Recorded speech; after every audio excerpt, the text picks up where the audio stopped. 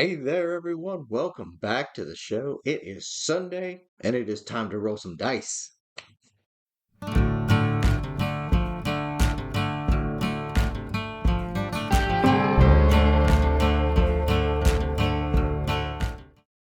That's right, everybody. We're doing a third session of World of Warcraft Dragonbane Hybrid. We're doing a third week.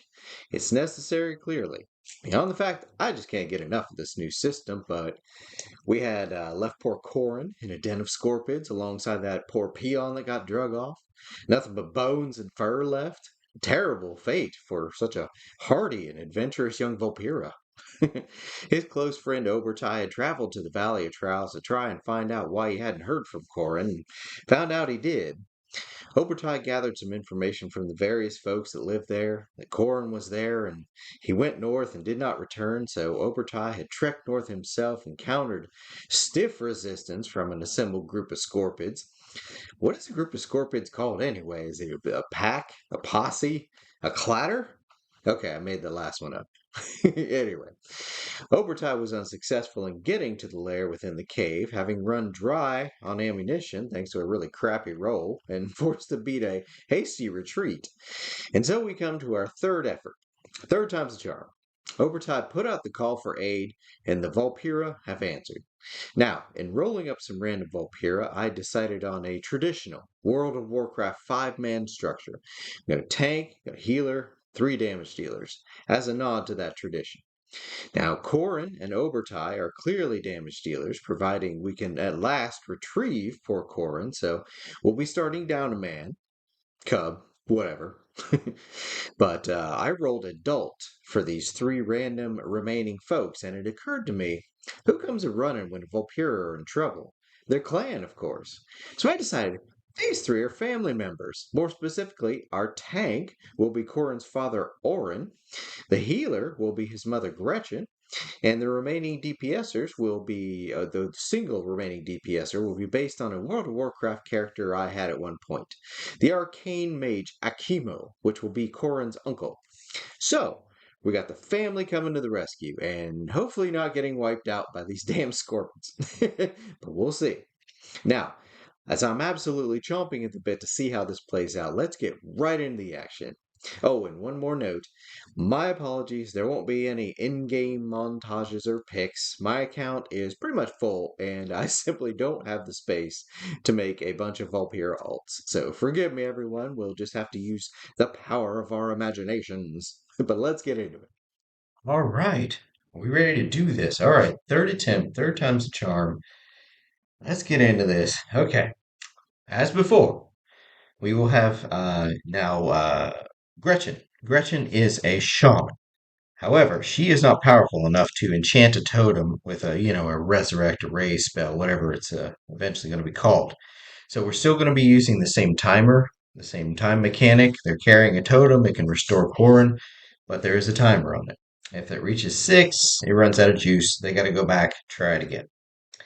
So we're going to jump right into it. Now, I'm going to ask the Oracle if there are sentries posted, and I'm going to lean it towards yes, because scorpions keep getting killed over here. So the nest is going to be like, hey, what's going on over here? Why people keep why do our sentries keep disappearing? So we're going to roll 2d6, and we're going to take the most appropriate response. Well, it's a 5 and 6.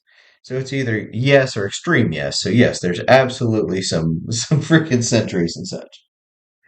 So we're going to take the extreme yes.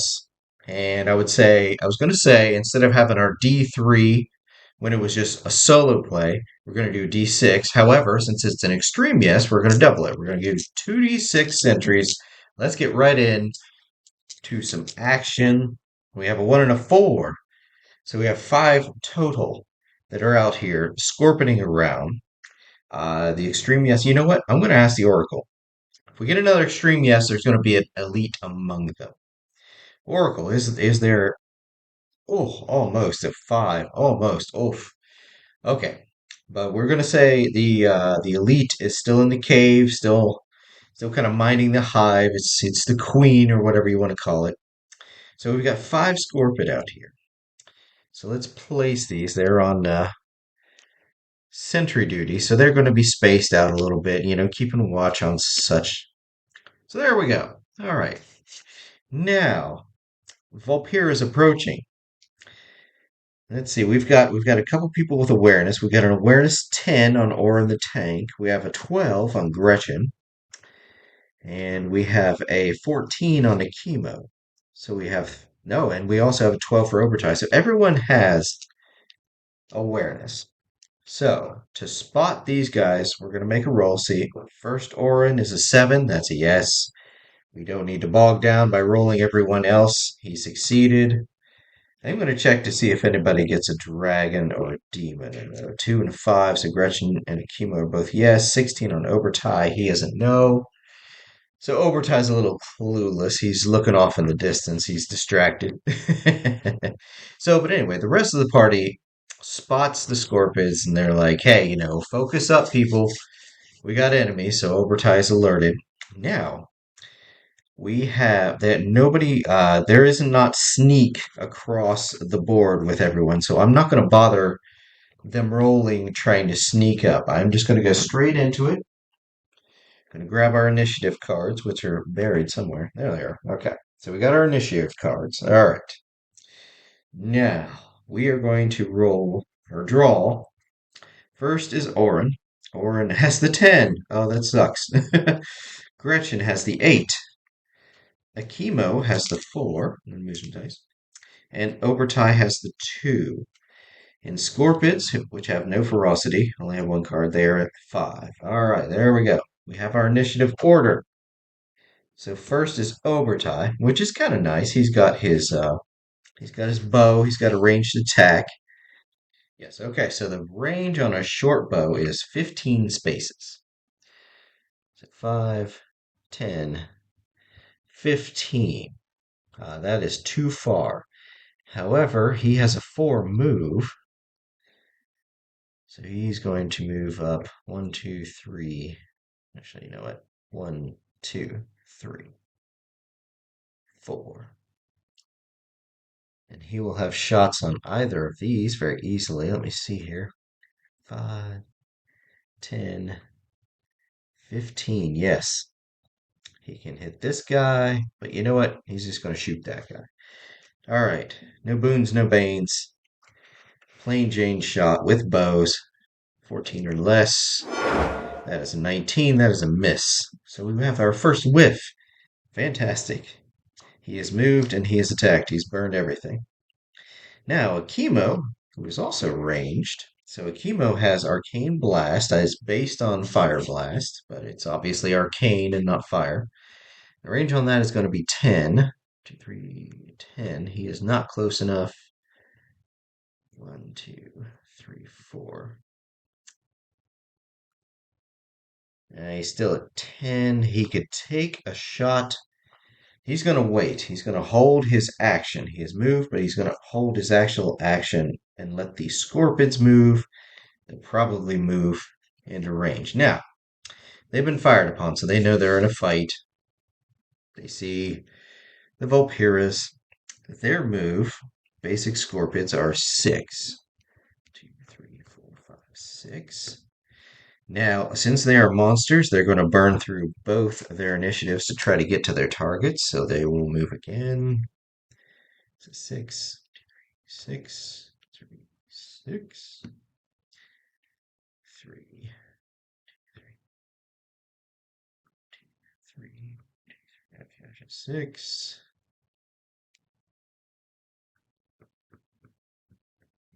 Oh, they're coming for you.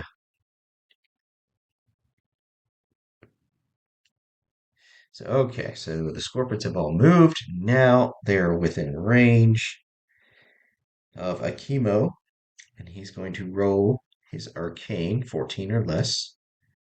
Well, that's not a roll. That was a drop. It's a very big difference. A 4. He hits. He casts the spell successfully. He burns 2 points of willpower, putting him down to 13.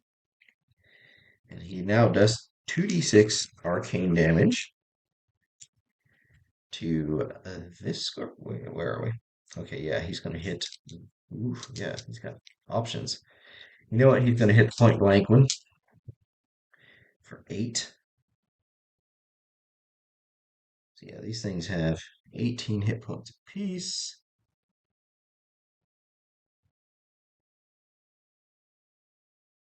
So he drops 1 to 10, almost half his hit points, almost. Sure. Now, that is it for him. We've gone for the 5. Now we've got the 8. We've got Gretchen. Gretchen has no offensive capability, really. She's going to hold her action because her husband here, Oren, he's going last, so he's going to move and he's going to try to intervene over here and tank these bad boys. So he burns his movement and then let's see here. Yeah. So he's using what is he using? A broadsword. So he's got swords, 12 or less, and he's going to swing at the already wounded one. That is a 14. That is a miss. Oh, swing and a miss. Not great. So Gretchen, you know what? She's just going to save. She's going to get up here within range to heal anybody and hold her action. Her only other option is to swing a staff. She's not proficient. She doesn't want to get melee and get crushed. So she's just going to hold. She's going to save her willpower points. She's going to save her mana. And we're going to shuffle up for the next round. Okay. New round. Oren on the 7. Gretchen on the 9. Yuck. A chemo on the 2. Overtie on the 4. And Scorpids have an 8. All right. It's actually not terrible. It's not terrible. So first up is a chemo. And he is going to get out of melee. He's going to move back. He's going to blast. Let's say he'll blast this guy. And he needs a 14 or less. He's 15. That's just barely a miss there. So he's down to 11 willpower and missed. Sucks. So he has moved. He has gone. Now we go to 4, which is Overtie. Overtie is about to be in melee, so he's going to take his 4 moves. Get out of here. He's going to fire on that buddy right there. And his bows are 14 or less. 7, that is a hit. Thank goodness. I was beginning to worry. All right, short bow does. D10. He has a bonus of D4 based on his agility. So we're rolling these two. And we're getting 8 damage total. And that brings that one to 10. 8 damage seems to be the norm here so far. Now, that's Overtie. We now go to, oh, thank goodness, Oren. So he is going to continue to try to get everyone's attention. So he's going to swing at the one in front of him. Swords of 12 or less. Come on, let's get some aggro. 11 is a hit. It's not pretty, but it is a hit. And his broadsword is doing 2d6, but also a d4 for his strength. He has a high strength. And he has rolled 12 damage. 6, 3, and a 3. So 12 damage on this bug, reducing it to 6. He absolutely has aggro. Now, those of you who play World of Warcraft may be familiar with that term, aggro. It's basically the tank tries to keep aggro on all the mobs, and the healer keeps them up. I do a fast and dirty version of aggro in that whoever damages an opponent, I keep track of that damage, and whoever's done the most to that creature, monster, whatever, has the aggro. So, keep it simple. So anyway, Coran has gone, and he definitely has aggro on this bug. So then we actually have the bugs. So we're going to do the easy one first. This one's on Coran. Oh, wait. These are monsters. We just roll. It's an automatic hit. It's a 5. Poison Sting, D10 piercing plus poison. And the potency is 9. So, hold on one second here. First, we'll deal with the D10 damage. because Orin has damage resistance. Oh, Lord. 10 damage. My goodness. But he has Chainmail, DR4. He's already burned his card for this turn. So if he were to evade, it would cost him next turn, and he wants to get aggro on everything. So he's not going to do that. He's just going to take it. He has DR4 from Chainmail, so 10 goes down to 6. He has 15 hit points. He goes down to 9. That hurt. Now, let's read up on poison real quick. Poisons are measured by potency. Weak poison has potency 9, which is ours. Whenever you ingest a poison, GM makes an open opposed roll between the potency and your con. Poison wins, you suffer its full effect. If you win, you only suffer limited effect. Okay, sometimes you must beat your enemy in an opposed roll to succeed. This means that both you and your adversary roll dice. Opposed rolls are used sparingly. If your roll fails, your action fails as well. If your roll succeeds while your opponent fails, you succeed. If both succeed, whoever's lower wins. Okay, so we got to roll both of us. So here's Coran on the left, Scorpid on the right. Okay, so Coran rolled lower than his con, and the Scorpid rolled higher than the potency. So this is obviously a success for Orin. He resists the poison. This is a lethal poison. The full effect would be d6 per round till you hit 0 hit points. Limited effects take d6 on your next turn. So his next turn, he's taking d6. He doesn't take it immediately. He takes it next turn. Okay. So he's been hit. This Scorpid's going to move around. Now he has 3 targets to choose from. I'm going to roll a d3. I'm going to go around, and it is Orin, so that's nice. So he moves up to attack Orin automatically. It's a 6. It's another poison sting. Doggone it. Let's go ahead and roll the poison. Orin, ooh, 18. Fails his, oh, and the poison succeeds. So he's taking d6 per turn until dead. However, Gretchen can heal that. Okay, we got another one here. 1, 2, 3, 4, 5. And he can strike at a chemo. Another poison sting. Oh boy, a chemo. Con 12, 14 is fail. But so does the poison. Poison fails with a 10. So I'm just going to say it's going to be a one-time d6. But he also takes a d10 from the point. So there's 4. He has no DR. So he goes from 12 to 8. Also, we forgot to roll the d10 damage for Orin's second poisoning. That's another 10. My goodness gracious.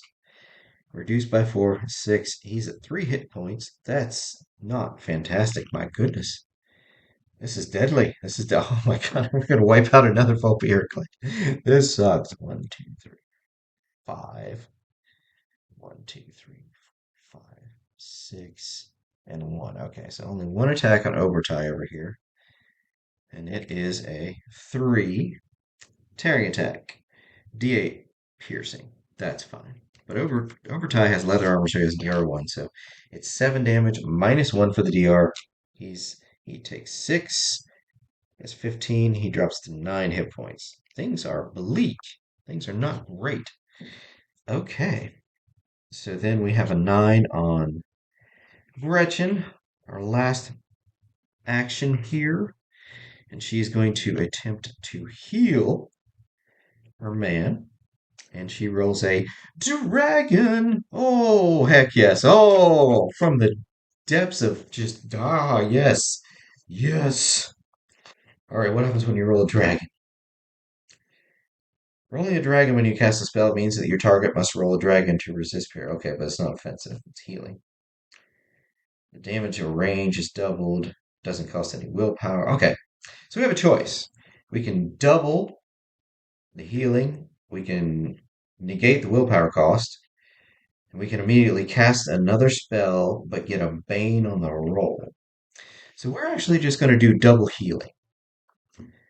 So normally, her heal, and in fact, we're going to say this cures the poison on him too, because it was a dragon. We're going to give him a little boost here because things are looking bleak. Okay, normally does 2d6.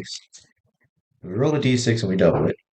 So we get 7. So we double that to a 14. And he is healed to full, poison cleansed. We're in great shape again. Yes.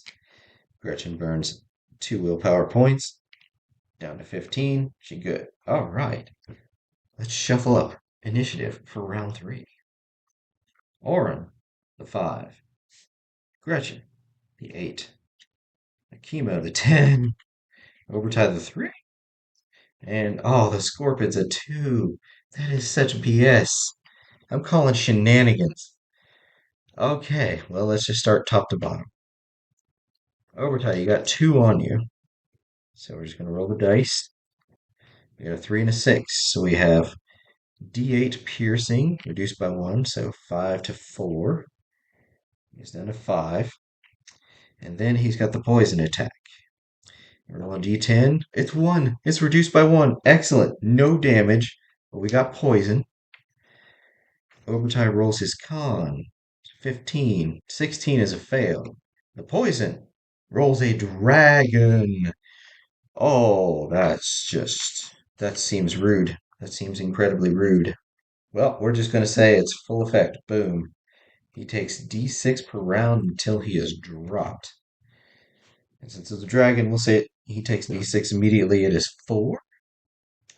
This is poison. Armor's not going to affect it. He is at 1 hit point. Calling out for medic. We have a Vulpera down. Well, almost. Okay, so that was this guy. We've got 2 on, or actually this 2. Okay, we got 2 on Oral. 4 and a 6, naturally. We always have to have a poison attack. So first the D8. 6 minus 4 is 2. He's at 13. He's good there. Poison attack rolls on a D10, gets a 3. DR is 4. No damage from that. Con check. Con 15. A dragon. You know what? Yeah, and the poison fails anyway. So yeah, he ignores the poison. And in fact, it's a dragon. We're going to say he has immune to this pack of scorpids. There's just something about it. He's built up a tolerance. He's like, no, I'm good, thanks. Because yeah, that's gonna be pivotal. I'll get it out here in a second. All right, so we have one more Scorpide. Oh wait, no, he doesn't roll. He just rolls to hit. Okay, and it's poison attack. Of course, it is. Gee, Christmas. Okay, chemo. 4 damage to a chemo. He is at 8. He is now at 4. He goes to resist the poison. Con of 12. He rolls an 8. Potency 9. He rolls an 8. Oh, it's opposed. And judge's ruling, since his con is higher than the potency, I'm going to give it to a chemo. He resists. He only takes D6 next turn. So let's keep track of that. He's at 4, so he could drop next turn. We'll see. All right, so that's it for bad guys. Good guys. Tail end of the party. Overtie with the 1 hit point. Right. Where are you? Okay, you are here. Let's start kiting. He moves the full 4. He takes a shot. Foe's 14. 3 is absolutely a hit. And it's a D10 plus his D4. Hitting the same one he hit before. That is 11 damage. That drops it. We have 1 dead Scorpid. Excellent. Excellent, excellent. Corpse right here. Now, next is 5, Coran. And he's hit 1. He's got aggro on it. He's reduced it to 6 hit points. You know what? He's going to hit it again. He's going to try to drop this guy. And he rolls a dragon. Heck yes. You know what? And he's going to go for the secondary attack on the other Scorpid. Well, actually, you know what? He's going to hold the second attack to see if he kills this one first. There we go. Now we're thinking. And he's doing D6, and he's got a plus D4. I think he has 6 hit points. 4, 5. Oh, 5. You're kidding me. You're kidding me. Oh, okay, it's at 1. Rude. Absolutely rude. He swings at it again. 9 is a hit. And yeah, it's at 1 hit point, so it is absolutely dead. Okay, we've dropped another one. Dead. All right. Gretchen with the 8. She is going to move. Well, 1, 2, 3, 4. She's going to heal. You know what? She's not going to move here. She's going to move over here. So she can. Oh no, that puts her in scorpid. Okay, she'll be over here. She goes to heal him.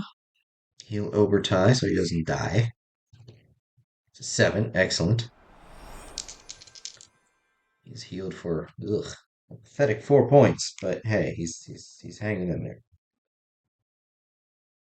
She burns 2 more willpower. All right, last but not least, we have a chemo. Trailing in the end here. 4 hit points. Now, if I'm not mistaken, he had a little bit of poison, so we're gonna do the. Oh, he does. He does 3. He's at 1. He's hanging in there. I will survive. So okay, so he is going to blast. Now the one on him is damaged, so he's going to try to blast it again. Come on, 14 or less. 10 is a hit. It's doing 2d6. Oh my goodness, double sixes, 12 damage, drops it. It is gone. All right. That leaves us with 2 scorpions up. That is much better odds. Much better odds. All right. New initiative. Oren with the 9. Gretchen with the 10.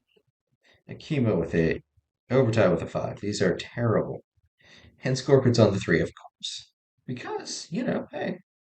That's what happens when you don't, narratively manipulate things. All right, he's going to stay on Oren. This guy is going to move ahead. He's still on Overtie. Overtie's the one that has the aggro. So, all right, so we have 2 attacks here. One on Oren, and it is a 1. Snap attack, 2d8. Ow. Oh, an 8 and a 6. 14 total damage. Reduced by 4, so 10 damage. His 13 goes down to 3. Okay, so we have an attack on Overtie, and it is a 3. Oh, nice. Just a tearing attack, just d8. Ah, and it's 1, and his DR of 1 reduces it to 0. Right, scorpions have gone. Now, Overtie, you're first. He's got to keep that range. So he's going to move here where he still has a shot. He's going to fire and then move 2 more. An 8 is a hit. And he does, if I'm not mistaken, yes, a d10, right? Oh, yes, d10 plus d4. Now this thing's at full hit points, and it takes 5 from him. It is down to 13. And he moves 2 more to get away from it. Kiting, as we call it in World of Warcraft. Next, we have Akimo, and he's right there, so he's going to take a step back and blast this thing. Akimo, yeah, you're already 1 hit point. Oy. 17, nope. He burns 2 willpower points for no effect. Not great. Now we have Oren. Oren's still got 1 on him. He's going to swing. Oh, a dragon. That's what I'm talking about. Oh, a dragon. There's no one else to strike, and you can't save that secondary attack and like move and hit something. So he's just going to go straight up double damage. Just straight up double damage. Because there's nothing else nearby. So okay, so 2d6 and 4. And we double it. So we have 8, 9. We double it to 18, and that drops it. Oh, it's a beautiful thing. Exactly enough. Drops it. Boom.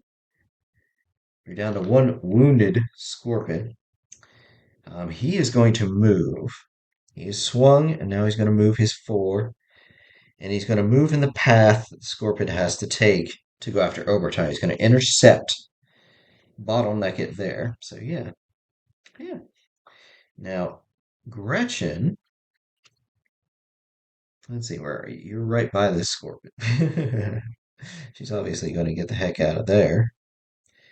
Now, there's no swings on her because, like I said, we're doing aggro. She doesn't have the aggro. So she moves, and then she's going to burn her second action to move some more. So she's done. So, Oren, the 3. Gretchen, 6. Akimo, the 2. Overtie, the 1. And Scorpid, the 8. Okay. Overtie, you are first. I'm going to say you still have a shot on that bug, and then you can move if you want. 11 is a hit. And he's doing D10 and D4. It has 13 hit points left, and he deals 7, reducing it to 6 hit points. He's not going to move because he's got Oren in front of him. Actually, no. He's going to take a couple steps back because he knows the Scorpion's going to move, and he wants to be there ready. Okay, so next is Akimo. Akimo's obviously got a shot. And has 6. That is a hit. And he's doing 2d6 to it. That is 10 damage, and that drops it. That's the end of that. Excellent. All right. Right, here we are back again. Okay, now, there's a couple things we need to do before we advance to the cave. I'm not going to worry about anything else that was in between, the where we were, the combat area and the cave, because we've already played through that twice, and there was always just one encounter, so we're just going to say there's one encounter here. First thing is that we need to do some healing real quick. Gretchen is pretty high in willpower, so she is actually going to go around and heal some people. We're going to do 2d6 for pretty much everybody. Let's see here. So, Oren, she heals him for 5, going down to 11 willpower. He goes up to 8 hit points. She's going to spend 2 more for him. He's the tank. He needs more. 5. Puts him at 13. He's almost at full. That's good. She's down to 9 willpower. Now, Akimo is at 1. She's going to burn a couple of points for him.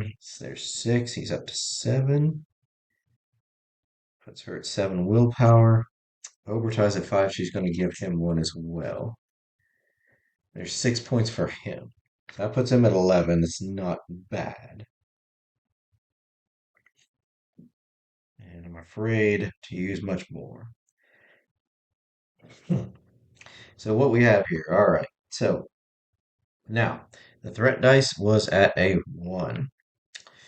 However, that battle took a long time. I'm going to advance the threat dice by a point, saying, the totem has begun to lose its potency.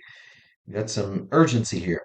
However, these folks need to stop and take a moment and rest. So we're going to do a stretch rest, which will obviously advance the threat dice by a point here. So they will heal for d6 or 2d6 if someone is tending them and rolls a good healing roll. And that would obviously be Gretchen, but she needs her willpower, so she needs to rest as well. So people are just going to have to deal with just getting a d6 because she needs her d6 willpower. So her and Akimo both do. So first, Oren, he gets his d6, 2 points, puts him at max. He's at 15. Excellent. Just try to raise all that. There he is at 15. Perfect. And Gretchen is recovering d6 willpower. Oh, the full 6. Not bad. Puts her at 11. Make a note of that.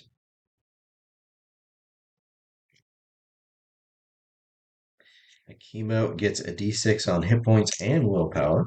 So his hit points get 5, his willpower gets 4. Not bad rolls at all. Actually, yeah, 5 points puts him at maximum. He's at 12. He's fully healed. He is regenerated. And then 4 puts him at 11 willpower. Not bad.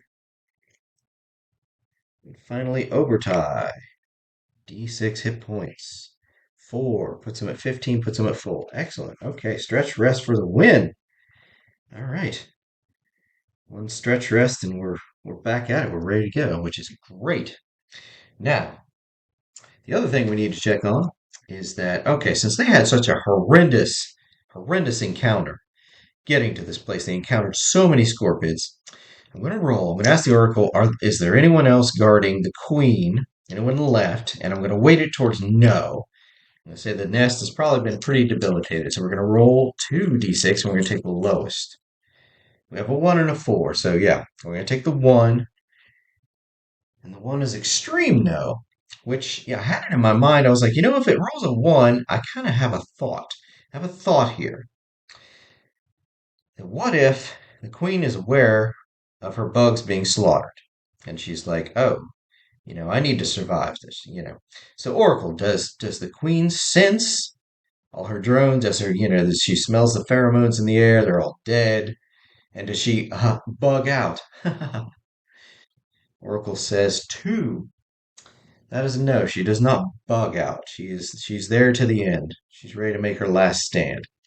So okay, just a question. So there's nobody left but the Queen. So the group makes their way through the cave. I'm not going to roll sneaking. Nobody has this, any sneak of any particular value, and the whole group would need it for it to work. So I'm just going to get them to about this point where they are taking their time, looking around, trying to find out where stuff is. So they're going to roll awareness here. And, everybody has awareness. Oren misses it. He has a 10. He needed a 10. He's got a 13. He misses it. Gretchen is a 12, and she rolls a 13. She is not. She doesn't see the bug. She doesn't sense it. Whatever. Chemo has a 14, and he rolls a 13. So he succeeds, and he stops everybody. He's like, whoa, whoa, whoa, there's the bug. I just saw it move over in this tunnel over here. So we're going to have to charge in there and get that thing. But our totem is running out here soon. So Oracle, is Coran's remains in the Queen's chamber? No. Okay. Is that Oracle? Is that something that these folks can find out with an awareness check? It's a 3. No, it is not. Okay, so they're going to have to kill Queen Bug to find Coran's remains and then use the totem. Now, this fight might go long. It probably will go long, so it'll probably advance the dice another track. So we will, we're cutting things close here. Okay, so let's get some initiative. First, Oren. On the 1, nice. Gretchen on the 6. Akimo on the 4. Obertai on the 7. Queenie has ferocity 2. Sort of clear space, and she's on the 8 and the 5. Okay. So, Oren is on the 1. He is going to charge in. There is no reason to wait. 1, 2, 3. And you can get in her face and say, here I am. Let's do this. So she has quite a bit of hit points, and she has DR1, so that should be interesting. So, Oren with the swing. Swords, 12 or less. 7, a hit. His broadsword is doing 2d6.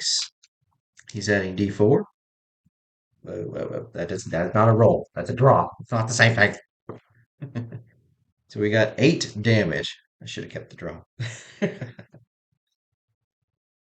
So, 27 hit points down to 19. Big Mama Scorpid felt that. Was not pleased by that. So that's it for Aura. Now, on the 4, we have Akimo.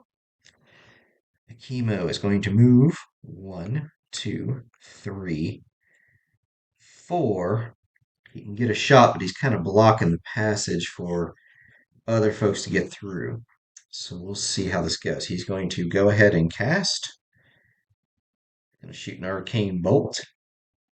And a 9 is a successful cast. You need 12 or less. I'm sorry. You need 14 or less. 9 is a success. Burns 2 willpower. Does 2d6 damage. Oh, both 6s again. Prodigy or something. So 12 damage. So he actually has aggro. He's pulled aggro off Oren, but Oren's blocking the way. So Big Mama Scorpid can't actually get to the one that annoyed the crap out of it. And Akimo drops a 9 willpower. All right, now Big Mama Scorpid's first attack. Monster does not need to roll to attack, automatically hits. We roll on this little thing here where it says, okay, it's a tearing attack. Takes D8 piercing. Yeah, nothing original about that. Orin is the only one adjacent. It's 4 damage. He has DR4. It is reduced to 0. Mama Scorpid, you are not impressing so far. Your babies were far more effective, which makes sense. So, that was the 5. She cannot move. The area is blocked. So we're going to advance to Gretchen. Gretchen is going to move up to 3. And she's going to block the way. So that means Obertai is not going to be able to get a shot. Eesh, I don't know if I want to drop it quick or you know what? No, she's going to wait because next round Akimo is going to move over. She's going to move over. Obertai's going to have a shot. So okay. So Gretchen is done. She can't do anything for this turn. We go to Obertai. He moves. He does not have a shot, so he waits. And we have another Scorpid attack. And that is a 2. Snap attack, 2d8 damage. Ouch. It's a 3 and a 3, 6 damage, reduced by 4. 2 damage on Orin. He is now down to 13. Now, Gretchen did not take her action. So she could theoretically heal him right now. However, he's not hurt enough to where it would be worth burning the 2 willpower. It would just be an overheal, and we don't want to go for that. Ain't nobody got time for that. So let's shuffle up initiative. Okay. Round 2. Orin has the 2. Gretchen has the 4. Akimo on the 8. Obertai on the 7. Queen Bug has a 3 and a 6. Ooh, how spicy. So Orin goes first. He is not going to worry about evading, dodging, blocking, any of that stuff. He's going to smack the thing. Because it's looking bad. Well, needed a 12 or less. He rolled a 15, so he's gonna whiff. He's gonna keep the bug cool, swinging his sword around like, "Hey, thanks for the breeze." Yeah, you're welcome. So now we have the 3. Big Mama Bug automatically hits with a snap attack, 2d8 on Orin. Oh goodness, an 8 and a 4. That's 12. Reduced by 4 is 8. Owie, owie, ow. He is at 5 hit points. That hurt. That let him know he was in a fight. Now, next in line is Gretchen. She is going to burn 2 willpower points to heal him. Or hopefully. Let's roll it. She needs a 12 or less. And she rolls a 19. So yeah, the pressure. The pressure is on. And she collapses. She mentally collapses. Like so yeah. That's a wasted effort, but she can still move. She will hold her move. She'll wait for Akimo to move. Obertai will do the same. Oh, whoa, no, actually, we're skipping. Hold on. Big Mama has another attack on Orin. It is a 4 tearing attack, D8. Yikes. It is 3 DR4, reduce it to 0, so no damage. Lucky. Now we will go to Obertai holds. Akimo will move over 1. Gretchen moves over 1. Obertai moves over 1. Now, back up to Akimo being able to fire at the thing.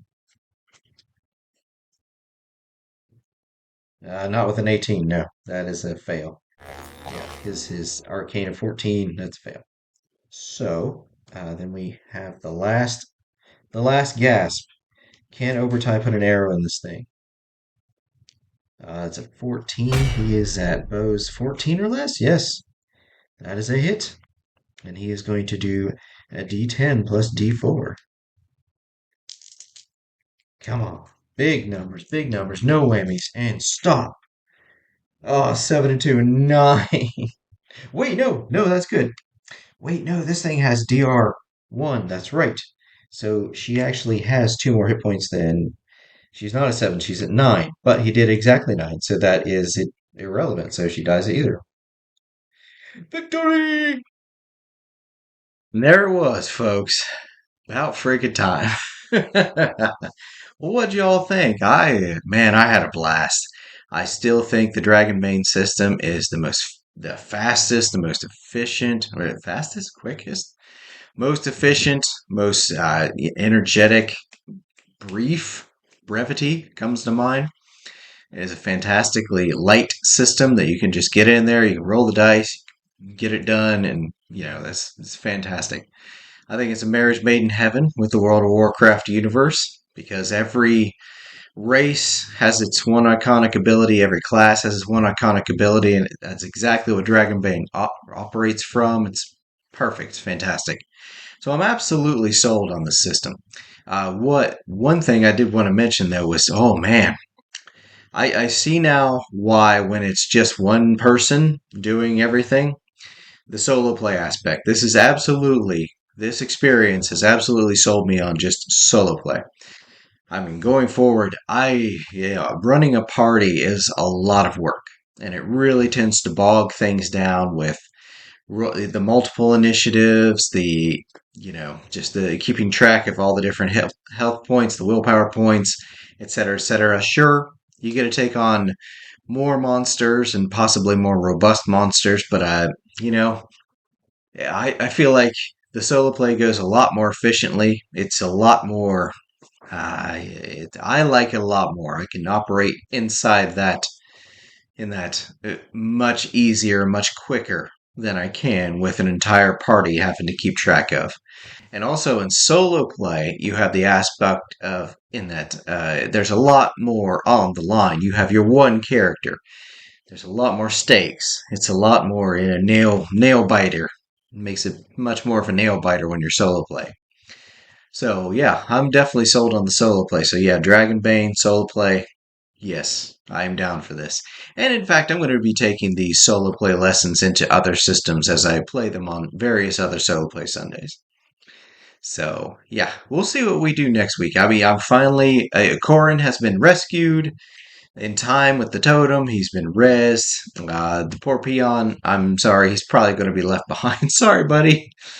But peons know that they know the job. They understand the work.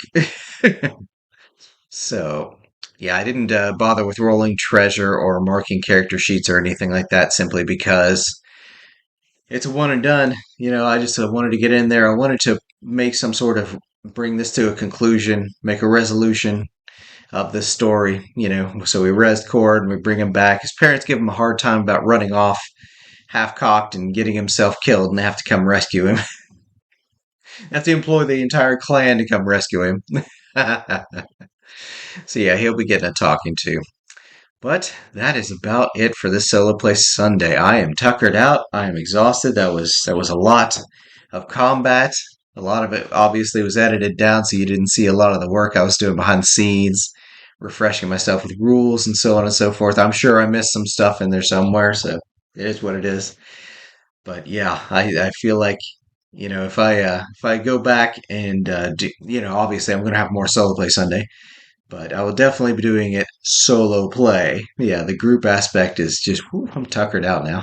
But thank you all for tuning in, giving me a moment of your time. I hope I entertained you, if nothing else. And if I did, please consider giving the video a like. It's just a little thing y'all can do, and it helps my itty bitty little channel get noticed by the YouTube algorithmic gods. But thank y'all for tuning in and giving me a moment of your time. I appreciate it. And it is a beautiful day out there. It's actually not bad at all. Just the direct sunlight's a bit much. So if you do go out, maybe slap on the sunscreen and so on and so forth. Wear your hat and make sure you drink a little water. But it is a beautiful day out. Get out there and do something. And when you come back home, maybe bust out a comic, play a fun game, roll some dice, play some cards, watch a cartoon, watch a good movie, create some memories, have a good time. And I will see you all for the next solo play in about a week. Have a good one.